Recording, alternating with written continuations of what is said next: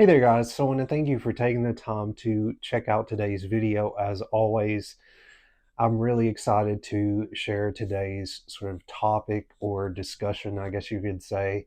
And of course, I changed the background or went back to the background that I had before. But I felt like I needed to change it so I could really dive deep into this topic. And again, I think this topic, even though it may not hit the same way as some of the other topics I've discussed, I feel like it's a little bit relevant. And it was something that I was thinking about this week as I was sort of just pondering sort of these thoughts that I had. And as you guys know, I've touched on music before. Music has been, again, a big pillar in me finding myself in a lot of ways. And one thing that I always had wondered with my music collection is why it was such, kind of eclectic in a lot of ways. And one thing I think that a lot of people are not aware of when it comes to my type of music taste is that I used to listen to a lot of hip hop, and I still listen to a lot of hip hop even today.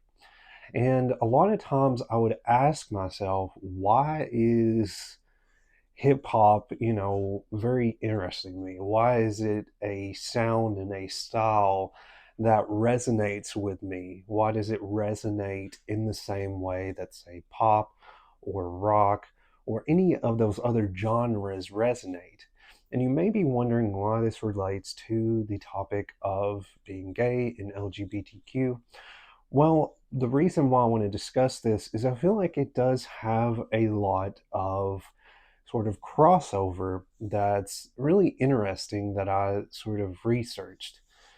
And even though hip hop is generally not a genre that I guess you could say has, well, let's just say that the genre has evolved over the years, especially in more modern times where you do have artists that are more open to how they speak about sort of their storytelling in their music.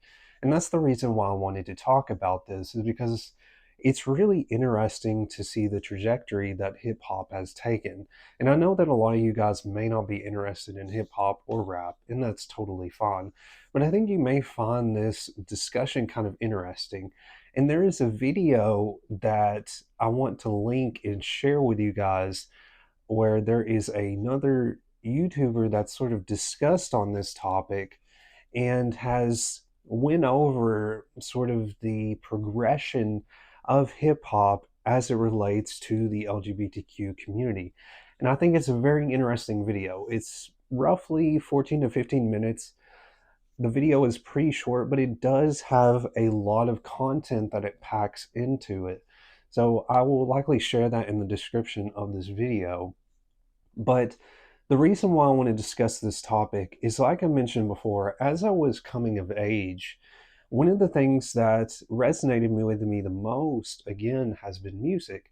And hip hop music was, even though it sounds, you would think that somebody like me wouldn't have, I guess, even though everybody's unique in what they like in music taste, on the surface, I probably don't look like somebody that would be interested in hip hop.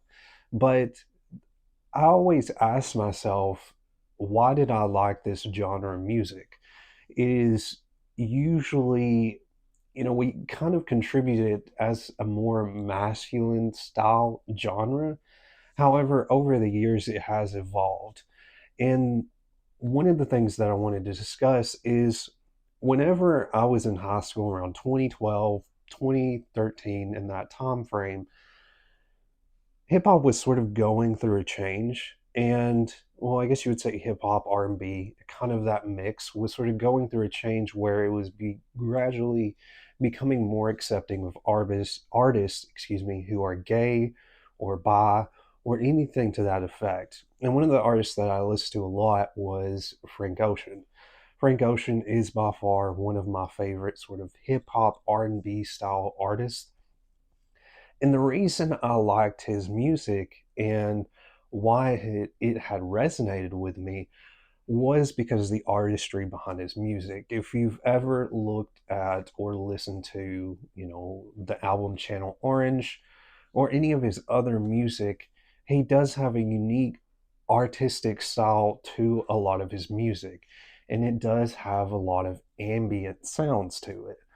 So there's something so unique about his style. And one thing that I liked about his sort of storytelling in his music is he would talk about a little bit, sort of going through his sexuality in a, I guess you would say, somewhat of a subtle way. He was always, if you've ever heard of people talk about him, he's really not been, I guess, vocal fully about his sexuality, but he does talk about his sexuality a lot of times in his music. And one of the things that used to bother me when I was in school is that everybody would just say, "Oh, Frank Ocean, he's like the gay rapper or whatever." There was that whole sort of notion that people had of him. And that used to always bother me. But when you listen to his music, he does have such a unique style. He has just a mix of all of these different ambient sounds. And again, it's the artistry behind a lot of that music. And he he himself is actually bisexual. So a lot of his music weaves, relationships in a lot of different ways.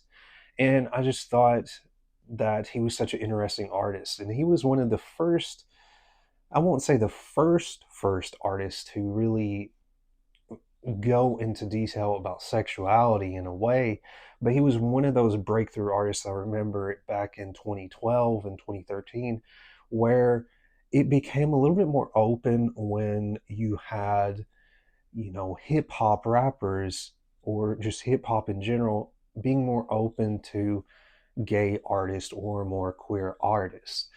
And another thing too is that hip hop itself as a genre is what I started to research, and I was sort of pondering this. I was thinking, okay, what is this genre really about? And a lot of the genre, if you look into it, it is about sort of this concept of fighting, of rebellion. And that's a lot of what, if you look into the genre itself, it is about this sort of rebellious spirit and trying to overcome the obstacles of feeling like you're less than. And that's basically sort of sums up what hip hop is itself. And like when you think of the term rap, rhythm and poetry, it's sort of that same concept where it's this genre that is focusing on day to day or a lot of the inner turmoil that we can go through. And again, I know that a lot of you may not resonate with hip hop, and that's totally fine. Like I said, I've been into so many different genres. As you know, I like Madonna, I like many different artists. And if an artist clicks with me, I'm willing to listen to any genre of music. That's one thing that's just about like what I've really enjoyed, especially about music, is if something really clicks and it has a unique artistic style, I really enjoy it. Even though it may not be me, be as a part of the LGBTQ community in particular, I still think it's a genre of music that just connects with me.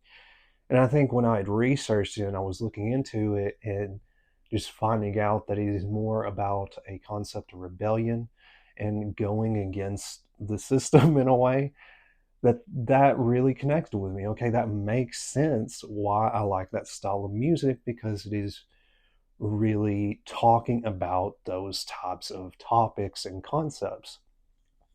Another artist that I wanted to mention is Tyler the Creator. You've likely heard of Tyler the Creator if you've heard of Frank Ocean.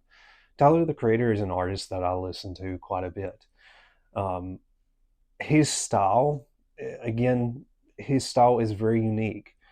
The same with Frank Ocean. They do have a unique style in the hip hop sort of sphere, I guess you would say. And his style has been a mix of sort of a soul, hip hop, sort of alternative style of hip hop.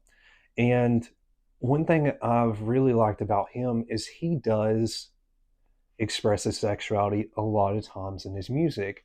And there are recent albums, well, not, oh, I guess you could say some of the albums recently have kind of touched on that, or you can kind of see his sound shift as he's went through his albums. But there is an album called Igor, and there's an album called Flower Boy that directly discusses a lot of his sexuality, and he is bisexual himself. And if you listen to his earlier music, he did do a lot of, he would say a lot of gay slurs in his music.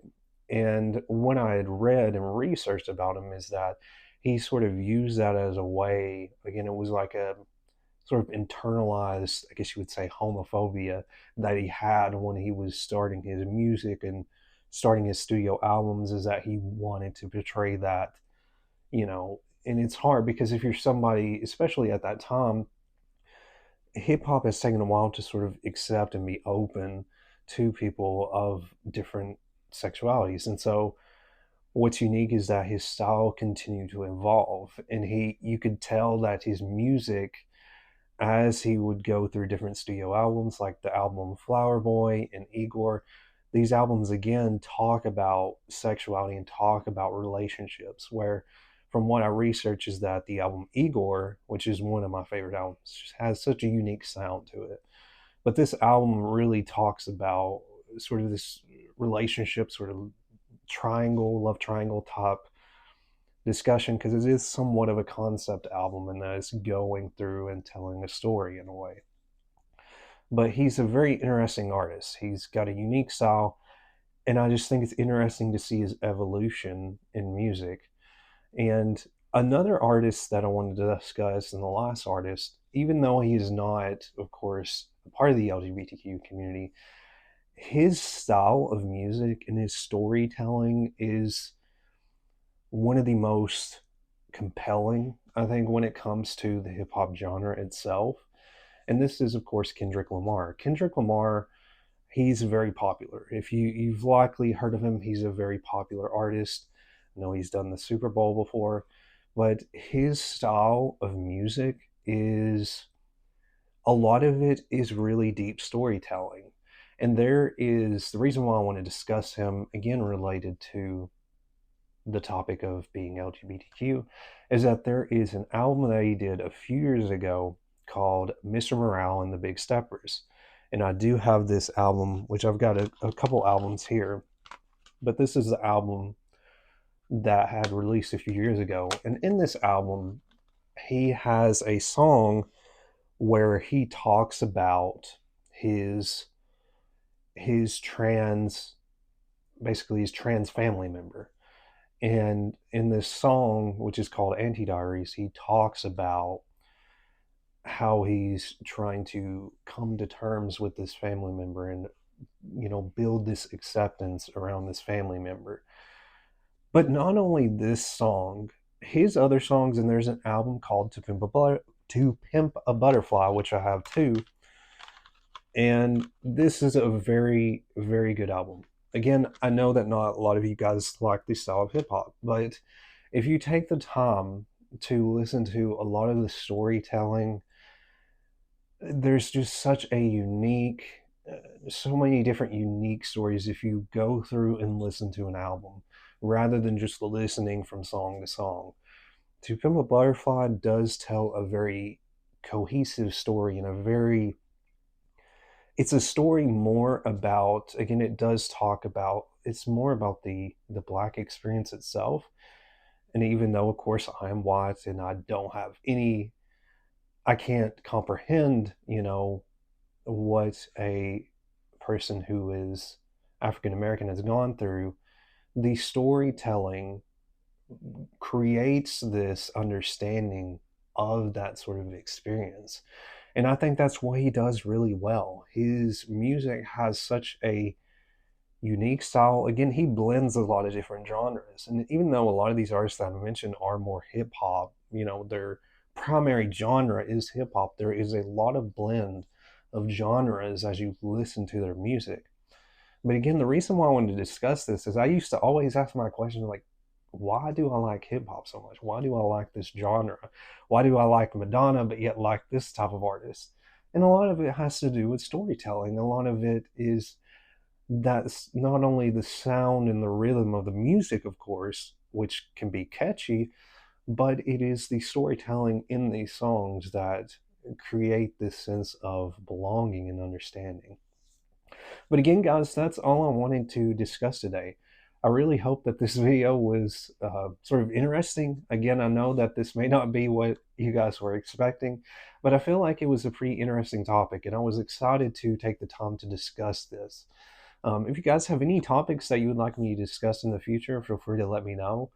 But again, I really was excited to discuss this. I think it's just interesting to see the evolution of music in a lot of different ways. And like I said, the reason why I talk about music a few times in my videos is because music has been an escape from a lot of the chaos that is, surrounding me in my life. So again, thank you guys for the time.